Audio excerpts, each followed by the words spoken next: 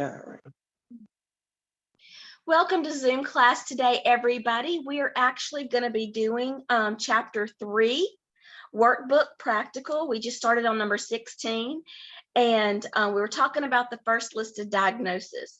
So an established patient, 50-year-old patient with end-stage renal disease, currently receiving dialysis, is seen for acute left upper quadrant pain. Now, what is the first listed diagnosis? It's going to be the acute left upper quadrant pain, because that's why she's coming into the office today. That's why she's coming in today. So it wants, and then it wants the ICD-10 code, but let's move to the other diagnosis. So what else does she have? She has end-stage renal disease, right? So we need to indicate that. So we can use that as another diagnosis. And then what would you think the third would be? I had dialysis. That's exactly right. She's currently receiving dialysis. What we're doing when we code is we're telling a story to the third-party payer. Hey, Miss Jones, she's established, she's 50 years old. She's coming into the office today because she has some pain. But don't forget, she has end-stage renal disease and she's on dialysis. That gives them a full picture of what's going on with this patient. Does that make sense? Yeah, saying it like that, it does. So let's move to number 17. Established patient with complaints of shortness of breath. Upon examination, the physician determines she needed more aggressive treatment for her current congestive heart failure. So what is her first listed diagnosis going to be? Congestive heart failure. Absolutely. Because what she has, that shortness of breath, is she has shortness of breath due to CHF, congestive heart failure. So great job. Let's look at 18.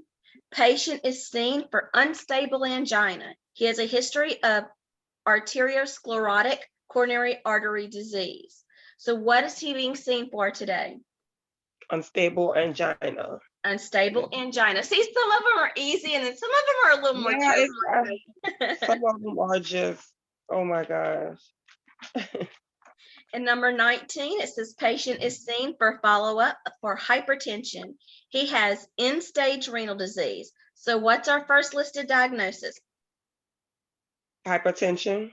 Yes, because that's why he's in our office today, or his hypertension. But remember, we want to tell the insurance company or our third-party payer that he also has end-stage renal disease. Now, you'll notice that there was nothing for dialysis, right? So this patient must not be receiving dialysis. Okay, let's see. And y'all can see I have a paper copy of the workbook. I know you so that's why I'm looking at a book. Okay, so let's look at number 20. Encounter for chemotherapy for prostate cancer. So what is going to be our first listed diagnosis? Prostate cancer. What are we having the encounter for? Chemotherapy. Chemotherapy. And then for the prostate cancer. Because so remember, we're telling that story. Hey, Medicare, she's having her chemotherapy today. And why is she having chemotherapy? Because she's got prostate cancer. All right. Are you ready to move to 21? Yes. Okay, 21. Patient with chronic obstructive pulmonary disease, COPD, is seen for acute lower respiratory tract infection. So what is actually our first listed? What's she being seen for? The acute lower respiratory tract infection. That's right. Okay. Number 22. Patient was scheduled for outpatient surgery for right inguinal hernia repair. However, he has a fever and a URI, and the procedure is canceled. So what is going to be our, let's talk about that a little bit. Now, we went in thinking that we were going to do this particular procedure, right? Right. But we can't. Why can't we? Because the patient had a fever. And Right, URI. and the URI, urinary tract infection. So I would use urinary tract infection because that fever is brought on by that infection. So our principal diagnosis is going to be the URI, the upper respiratory infection. So that will be the first listed diagnosis? Yeah, the first listed is going to be the URI. Then what do you think would our second one be? Why were we having the procedure? For the hernia repair. For the hernia. And then what do you think that we need to tell the insurance company with our third diagnosis? The procedure was canceled. So in my manual, when you say the procedure was canceled, so what would I other diagnosis? How would I code that under canceled procedure or I? Well, I'm sorry, I made a mistake. You would do canceled procedure, that would be a CPT code. Sorry, it would be the CPT code. But all right, let me read it again. I'm going to read it for myself. I'm getting my ICD-10 codes and my CPT codes mixed up, y'all. I'm sorry. So we do need to indicate if you were doing CPT codes that it was a canceled procedure. But for your other diagnosis, okay, so we have our URI, we have our hernia, and what is the only other thing that's there that we would have to do? Outpatient surgery. Huh? You said outpatient surgery? No, I think we're going to have to put our fever in there. I think we're going to have to use the URI. And it doesn't matter if we go through the storytelling, Alicia, we would go, let's use the method that we were just talking about. So let me think about it and talk, and then we'll talk it through. Okay. So the patient had to cancel the procedure. We had to cancel the procedure because you have a URI. Then because of the way that it's worded, fever, and I would do fever next. And then last would be the hernia.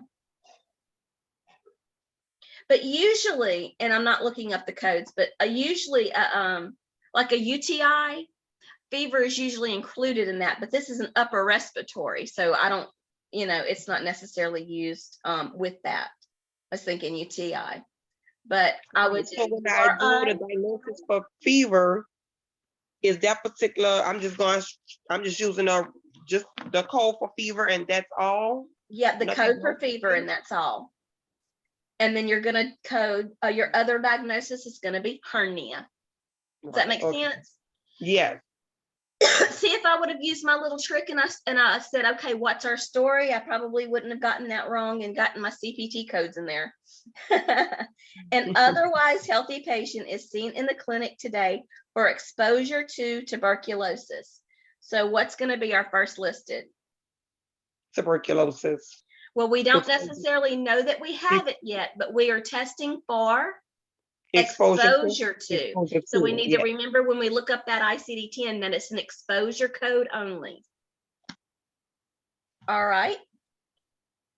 Patient presents for an outpatient chest x-ray due to chest pain with breathing.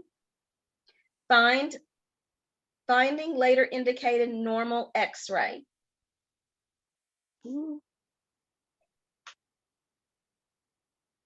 So what would our first listed diagnosis be?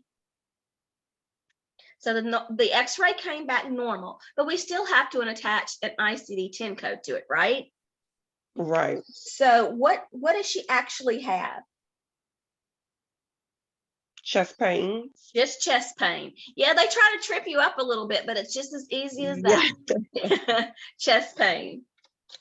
Okay, number 25. Patient with known cardiovascular disease is seen for a follow-up visit to discuss results of a cardiac perfusion study, which was abnormal. So what would our first listed be?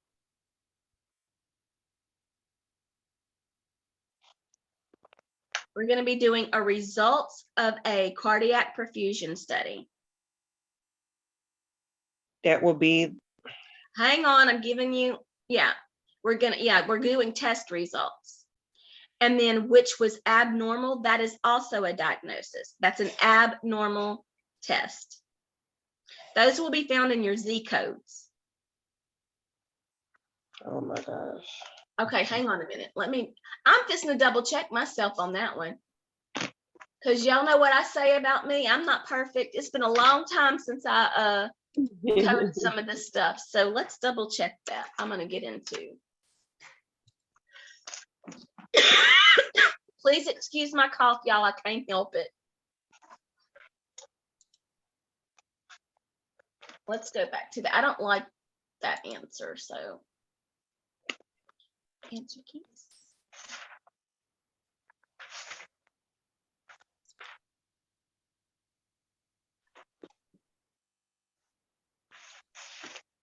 Let's take another look at that one. I know this seems difficult, but I promise you that coding in the real world is so much easier than this. Because we do what's called cold coding, which we have to figure everything out ourselves. It's not like that in a real clinic. You have cheat sheets everywhere. They'll tell you, you know, what all of it is. Okay, so number 25. Yes, it's going to be abnormal perfusion study. Oh, and this is what I didn't do right. It is the abnormal perfusion study. It's going to be our first listed diagnosis, but then we have to indicate our cardiovascular disease.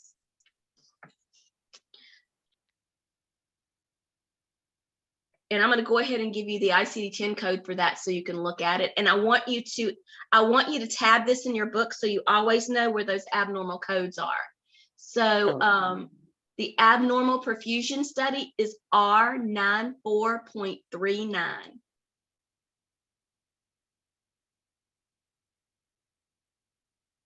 R94.39. And just put you a little tab or sticker there because that's a harder one to find. And if you have it labeled, the stress is off, right? Yeah. And then cardiovascular disease is I2510. You got that one? Yeah, I have. I used that one before. Girl, I was a cardio coder and I used that one. And hypertension is I10. Used it all the time. Everybody had cardiovascular disease and hypertension. Okay, number 26. Following outpatient surgery for right bunionectomy for the hallux valgus. Boy, that was a mouthful. The patient was admitted to observation due to an exacerbation of her asthma procedure. So our first listed diagnosis, why was she actually there? She was there for an outpatient surgery, right? For the hallux valgus. So your first listed is what she was actually in surgery for.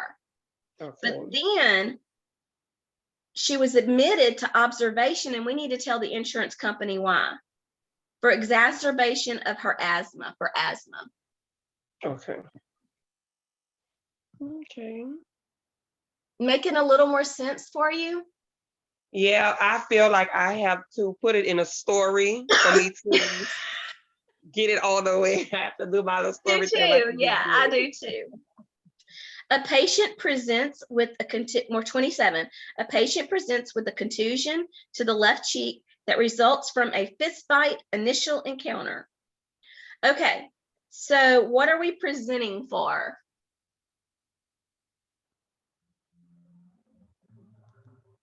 A contusion to the left cheek. Exactly. Now we need one more diagnosis. Okay.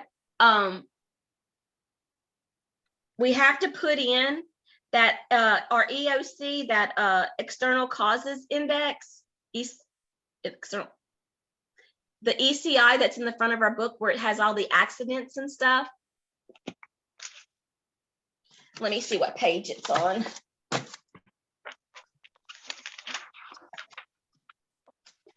That external cause index, because it was a fist fight, and you could probably find it in your index, but that external cause index is really good. Yeah, it's on page 602.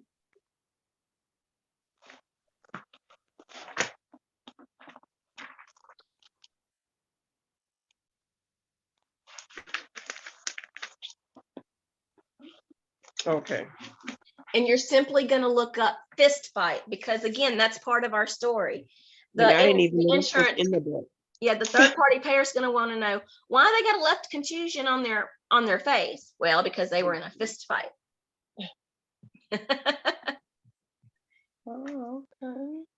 Okay, number 28. Patient presents with a fracture of the right femur shaft due to a fall from her horse while riding initial encounter. Okay, so what would our first listed be? Fracture. Yep, the fracture. And then you're going to have to do 2 more external cause index codes, and I'm going to just read them off to you. Falling off a horse being ridden is V80.010A.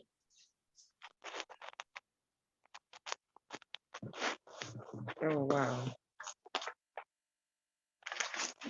And then it gives a third code, which I find redundant. I would not have coded it this way, but I'm going to give it to you anyway because they put it in here.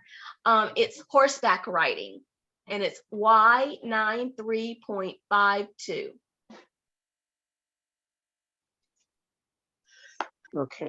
And I don't want y'all to get too bogged down on the external cause index, because you're very rarely ever going to use that in real life coding. Again, you're going to have a coding cheat sheet, and it's going to be all there for you. And remember, when you take your NCCT, it's a multiple choice. So you don't have to cold code anything. You're just going to have to choose from the choices they give you. Oh. Okay. Do you think you have a good handle on it now, Alicia? Yes, and I like the fact that you gave me that tip, like telling the story. I think that is going to help me too. Yeah. Yeah, it's always okay. What are we telling the story, and in what order did it go in? You know. Right. Would you like to do some coding? Some different coding now? Yeah, that's fine. Okay. Get my manual all out and ready, and find my notebook. Excuse me.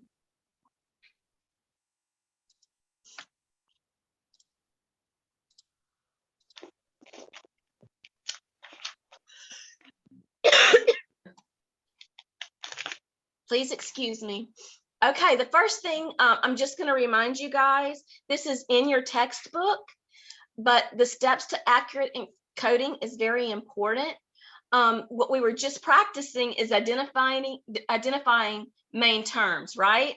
So we went over that, and then as we go through our little coding exercise, we're going to get to put into place the rest of these steps. So let's talk about acute and chronic prostatitis. Yeah, prostatitis. So what is our key term there? What do we actually have? Let me go back. Let me switch books.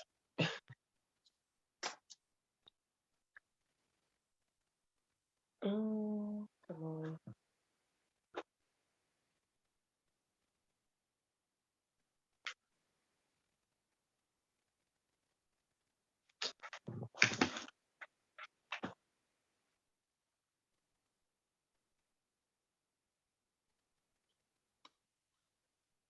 So acute and chronic tells us what kind of prostatitis we have. So what we actually have, and what our key term is that we need to look up in our index, is prostatitis.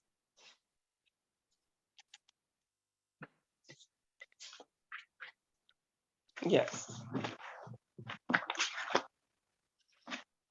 And when we go to prostatitis, we're going to go underneath that term, and we're going to find acute, and we're going to write that code down, and we're going to find chronic, and we're going to write that code down, and then we're going to double check it in our tabular to make sure that we have the right codes, because we always code 2 ways.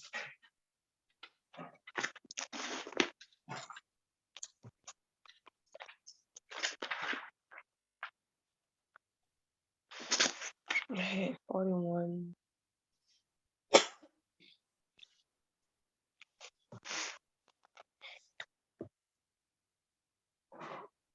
The first ones are always easy. I did those. And I had N41.0 and N41.1. Okay, did you double check those in your tabular on page 1127? 27, yes. All right, so you agree, I agree, N41.0 and N41.1.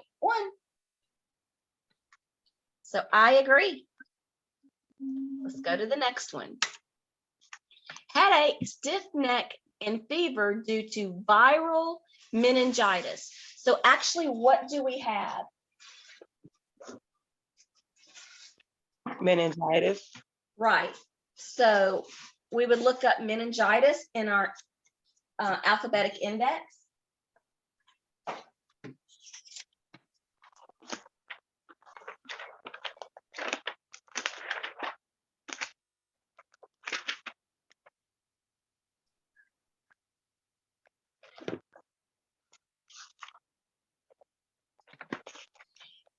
Then once we find meningitis, we're going to go down to viral.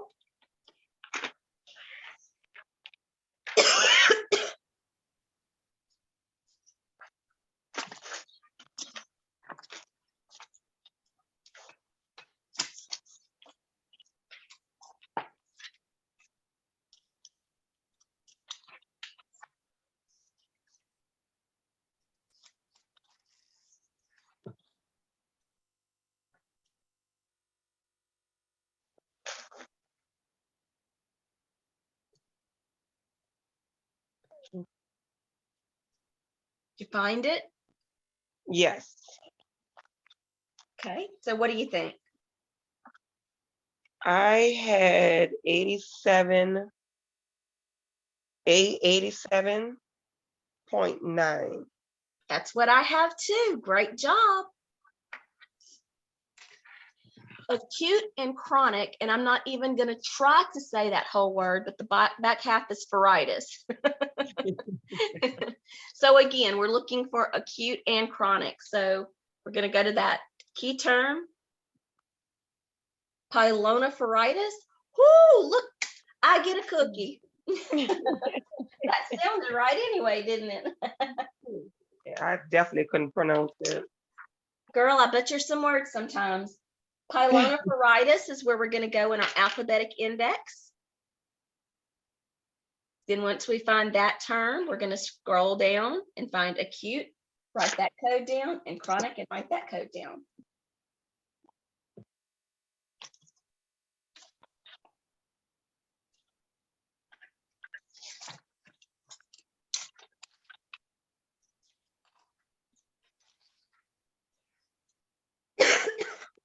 Excuse my coughing, I'm so sorry.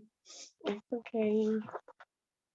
And for the acute, I had N10. Yes. And chronic, I had N11.9. Yes. Was that correct? Yeah. On page 1121, when you look at N11.9, that chronic interstitial nephritis unspecified, look underneath that. You have chronic intestinal nephritis, chronic pyelitis, and then you have chronic pyelonephritis. Yeah, okay. So that's our word right I there. wasn't sure. Yeah, that all of those that are listed underneath are included in that code. I'm kind of getting the hang of it. Yeah, it's all a process. You know what I mean? It's like Legos. One thing builds on top of the other, on top of the other. So don't ever get frustrated. Call me and we can Zoom or we can talk through it, or like today we're just practicing together. All right, our next one is abdominal pain due to acute and chronic colitis. This was taken out of y'all's chapter review. Yes. I believe in chapter 4. Yeah. So we're going to go to our colitis.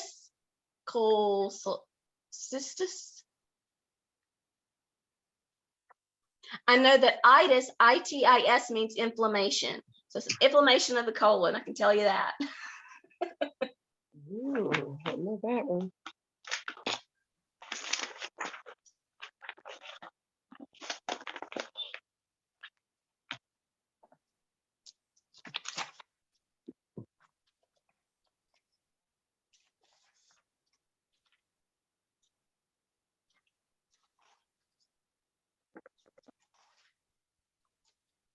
But I have 81 points.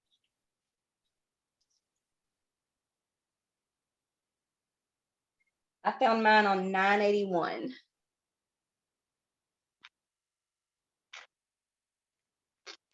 Oh, I was on page 979. Oh, my answer must be wrong. What do you have? Oh no, I was doing something wrong. I have K 81.0. Yeah. I was looking at a different answer. Yeah. And I had K 81.2. I mean 81. Wait, now I'm getting confused. 81.1. Yes, very good. Perfect answer. Okay. So many numbers. All right, I'm gonna stop our share for just a minute before we do the next two. Okay. One of the things that I want to point out is I know that we are coding these things. Sometimes we don't know what something means, right, in the scenarios. So yeah. If you don't understand what a word means, or you've looked up the words that you think you know to look up, or or you think you have it right, and it's not working out, just stop and look up the definition of whatever you're trying to code, that key term, because maybe it's a type of infection that they don't specify clearly in the ICD-10. So always try to think outside the box. Don't get frustrated or upset or like, oh my goodness, I don't know what I'm doing. No, I have to look up words. This next one, girl, I did it this morning. I was looking up everywhere. What is this? I don't even know what it is. But once I found out it was a bacterial infection, I was like, well, duh. I was like, okay. And so then I was able to move on with it. So I just wanted to give those, don't give up and don't get aggravated speech. Okay. So this is a urinary tract infection due to Proteus mirabilis. So it's an infection, right? Yeah. But we have a urinary tract infection. So we need to look up UTI and Proteus mirabilis. So in order to look up urinary tract infection, what do we look up in the index? What's the word? What do we have? An infection, right? And it's of the urinary tract. I know you probably got that answer already written down. But I didn't look.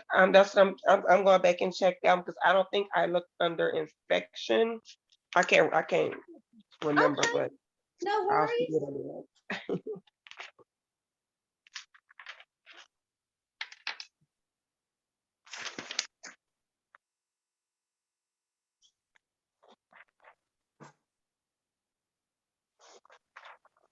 Infection.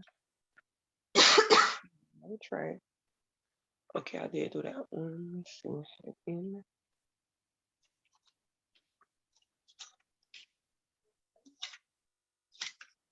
39.2.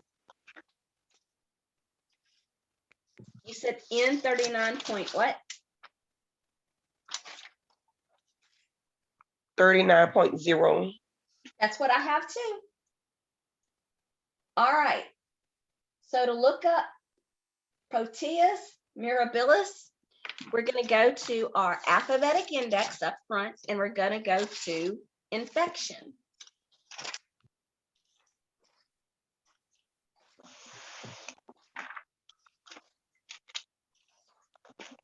Not infarction, because I kept trying to go to infarction earlier. I was like, come on, Marcia.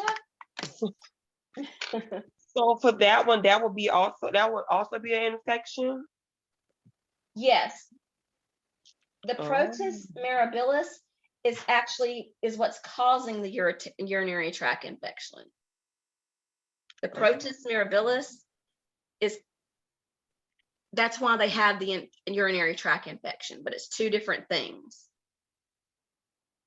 Kind of like a fever can cause fever blisters. You still have fevers, but then you have the I think it's called herpes varicellus or something like that in your mouth. But the herpes are due to the fever. Infections, you got to be real careful. A lot of times they want to know what's the cause of the infection. So what's the cause of your urinary tract? That Proteus mirabilis is. Okay, so infection. And then I'm looking for Proteus.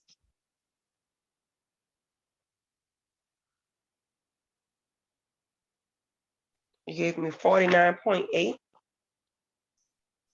Okay, look down a little bit more. I see Proteus not elsewise classified, and then it says Proteus as cause of disease classified elsewhere. So do we have something classified elsewhere? We do, a UTI, right? Yes. So what's that code? 96.5. I'm sorry, B96.5. Oh, I have B96.4. Let's check. You know what? On my paper for number 17, I have B96.4 on my paper. Oh my God. It's okay. Sometimes you get cross-eyed with these numbers. I am, especially with this computer. Oh my gosh. Yeah, I have B96.4. Okay, I want to look at that because I want to see what it says underneath that.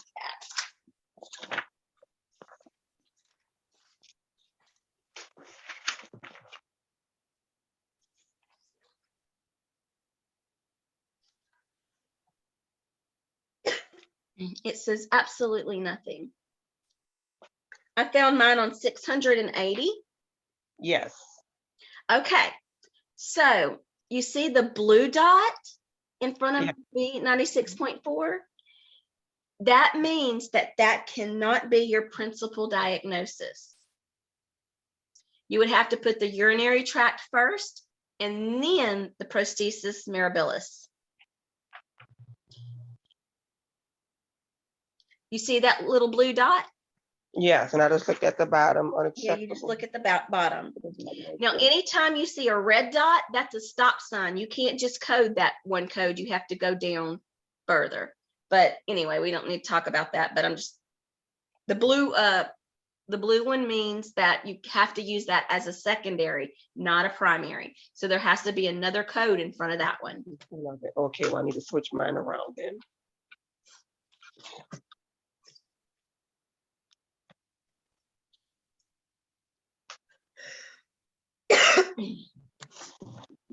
Okay, so this is going to be our last one. Cerebrovascular accident, TIA. So when I started looking for this, I was looking for accident. I looked kind of like for TIA, and I kept thinking there has to be a better way than this. And so I said, TIA stands for transient ischemic attack. So actually what we're looking for is attack. So if we go to attack in our alphabetic index,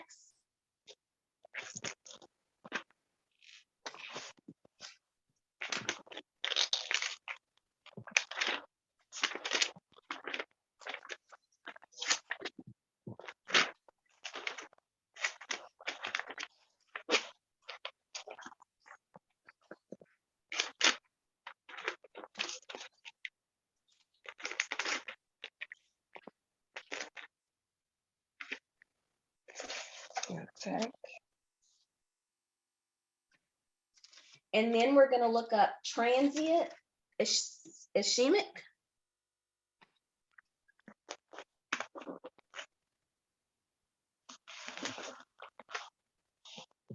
And then it has a TIA beside it. You can see that. On page 126, the last column, almost to the bottom, right above attention written in red. Okay, I see. It's G45.9. G45.9. And I'm going to go check that in our tabular.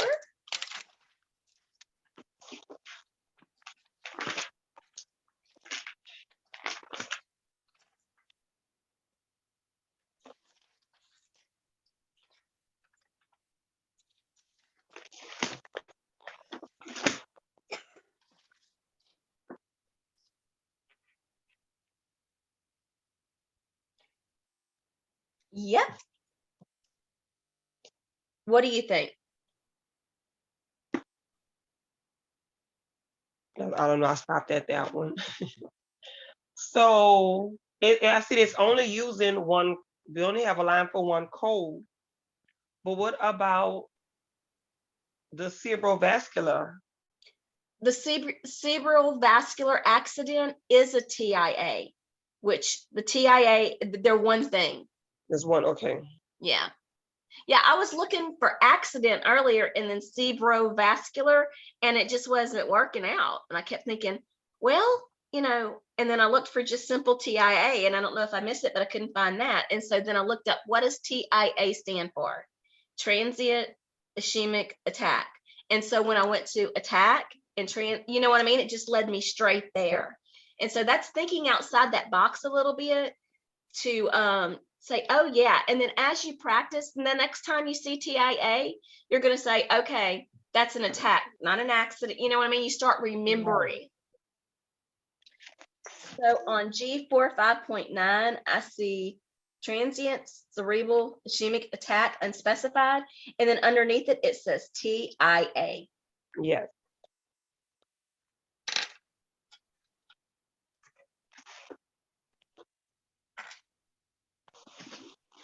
Did that help? It really did.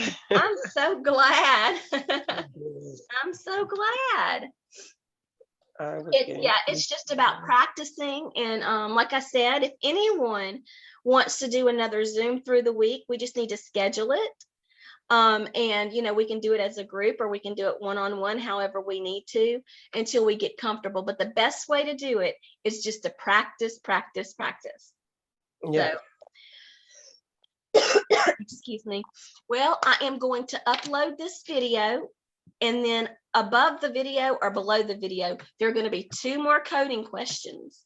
And that is what I want you guys to turn in for your assignment today. Okay. Can I help you with anything else?